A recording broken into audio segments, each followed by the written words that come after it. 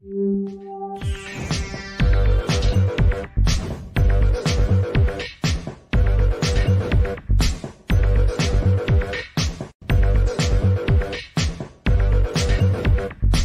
everybody, welcome to the show. You know where you are, the 9 at 9 with me, Tigo. And we're right in the heat of the holiday season, Black Friday, Cyber Monday, all of that stuff. And, everybody depends on these little things called cell phones now, right? We all, we don't go anywhere. They say you're more likely to go back and get a cell phone than you are to go back and pick up your spouse or something. You're going to go get your phone first. That's what they say. So if that's the truth, then when is the right time for your child to get his or her first cell phone? And if I'm asking that question, then you know who I'm asking. Yep, you guessed it. Katherine Sellery is here, and we're going to talk about shopping for cell phones for Junior and Susie. So sit right there. We'll be right back.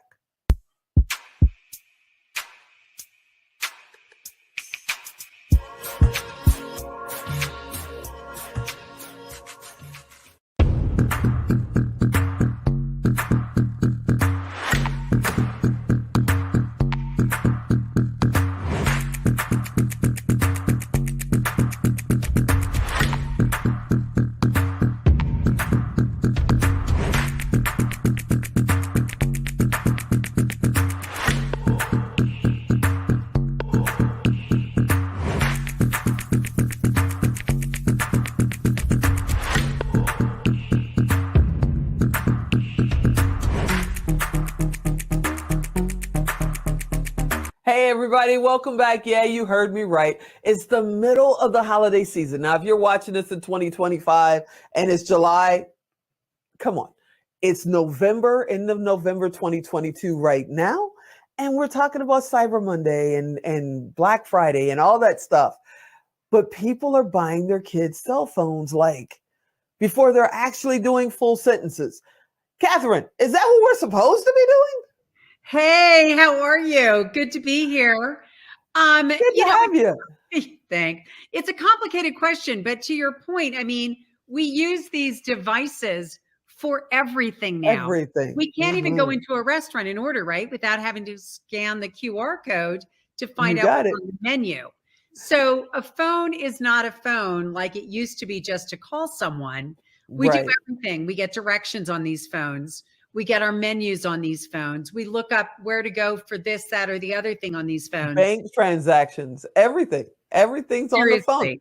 And on the other day, it's been a couple of months, I saw a couple, they had a baby carrier. It had a phone bracket on it, and their cell phone was playing cartoons to the baby in the seat. And I'm like, okay, interesting. Yeah. I mean, these kids are growing up in a completely different world than the one you and I grew up in. Exactly. Where, I can remember cell phones, and when they came out. Yeah. Right? The brick. Do you remember the brick? I had one of those ones, I love that. Yeah. But yeah, I mean, now they are as common as a book. Yeah. Right? More common. Yeah, more common than a book. So a lot of parents, I do think, don't have any guidelines for well, what is the right time to do this and when and why? So, maybe the first place we start with is actually identifying the purpose for your child, right? Okay. Because when, they're asking for that first phone, before you shoot them down, ask about why they want the phone. A cell phone can be a vital part of socialization outside of school. Children without them can feel left out and cut off.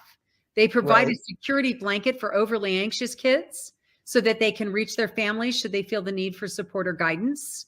So this is a conversation where you have that opportunity to really listen deeply for, what is this? Is this something to meet a need? Or is it just something I want so I can be cool and fit in, which of course is meeting a need too. But it can also bring up values collisions about whether or not, you value some of the things that your children are putting a lot of emphasis on, especially if it's more about things like prestige and the phone somehow makes me cool or something along Mm-hmm. those lines. But they're Mm-hmm. not cheap. And for No. kids that are struggling to, remember where they put things, it may be really important for, you to take into consideration whether or not this is really the right next thing for them. But it's important to listen. I think that's really the place we start. Listen for what their purpose is, to figure out why it is that they've chosen to want that phone. Yeah, I mean, definitely I agree with that. But, like you said, it's not cheap. I mean, these smartphones now cost more than computers. Yeah, they You can. know, they're faster than computers too, but they cost more than computers. So the Yeah, they're question very becomes, sophisticated. And I think that, your point is that it's all about maturity. right, So, and here's the bottom line. Reality is that it's not necessarily that all 8-year-olds have the same level of maturity, or 10 or 12, or even getting into the older grades. So you can have some young kids who are mature past their age, for right, whom keeping track of their possessions is not difficult. And you can have others where you would just think, oh my God, I would no more than give you my phone than jump off a bridge.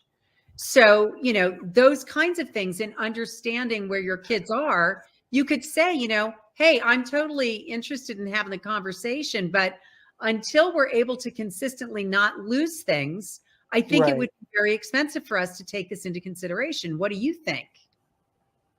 So then the question becomes, what are the steps to know? Like, I understand, you got to talk to them, you got to listen, you got to get on the same playing field. But what else do you need to know? And then what kind of phone? That's the next question. It's Mm-hmm. like, are you going to get them the bells and whistles smartphone that costs more than a computer? Or they have like starter phones, correct? That they could start They with. do. They do. Okay. They actually Okay. have phones that are, I think they even call them starter phones for kids. And so Okay. those are the starter phones, which could end up being that happy medium. So that, one of the concerns I think a lot of parents have, and we should have, is internet safety concerns, right?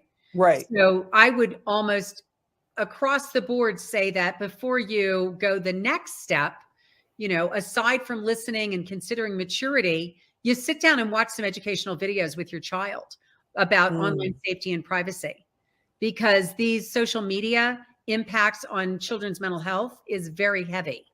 And we know that it can bring more anxiety, depression, body image issues, even suicidal ideation. So phones can be a gateway to social media, which can be a gateway to a whole host of problems. And just by not having the gate, you can protect your children. And at the same time, there's only so much we can do about controlling what's around. Kids can borrow other people's phones, for heaven's sakes, right? Right. So it's not just that, it's that we need to give them the skills from within so that they're educated, that they understand what the dangers are, the advantages are, and find some strategies together about how they're going to deal with other people's kids being, or other people's phones being available to them, even if they don't have their own. And then you can talk about it. Well, it sounds like you're really maybe the anxious child who wants to be able to reach you. So for that, one of the smartphones that are developed for kids would really help. Okay. So then I know you have steps. What are I think it's 4 steps, right? Yeah. What are the 4 steps parents should know before they even think about going to the local phone store and picking up a phone for their child? Yeah. And I mean, we've basically been covering them. So number one, Right. identify what their purpose is.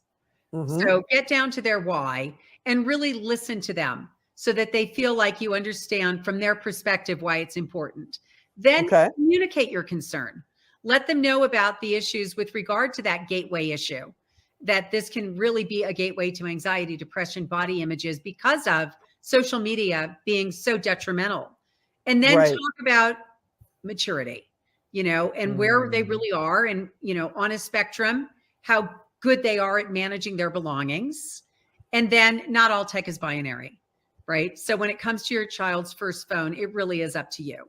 It doesn't have to be the simple yes or no. So if you would, like many, love to have a way for your child to contact you, but still are hesitant, then find those middle of the road solutions. Consider the phones that only allow communication with a select group of individuals. Limit the apps and internet access. Think back to your conversation about your child's needs. when making the decision to be sure that it's going to meet their needs as well as yours. And if they want the new iPhone, that's a whole different story, because before you could even consider making that investment, you really need to be sure that they're using that phone not to prop up self-image.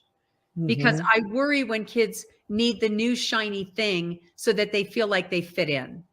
And I would want to work on self-esteem and really helping them get a better, stronger sense of self without having to load on all the new gizmos. Wow. Okay. Before Alan cuts us off, because I saw the 2-minute warning go by, I'm sure the 1 minute seconds away. There it is.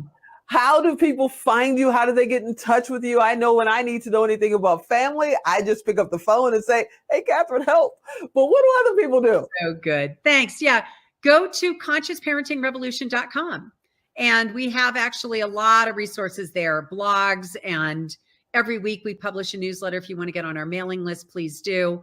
And if you want, go to freeparentingbook.com. And at freeparentingbook.com, you can download my #1 Amazon bestseller, which is going to give you 7 strategies to keep your relationship with your kids from hitting the boiling point.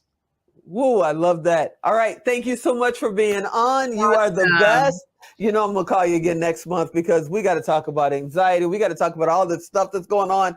So Absolutely. I thank you so much, my friend, for hanging out with me. Tigo, thank you so much. Hey, everybody. I hope that helped. I always talk about my grandkids, and we needed to know, when is the right time to buy them a phone? So I hope that helps during this holiday season. As always, I hope you come back next time. I'm Tigo. I'll talk to you next time.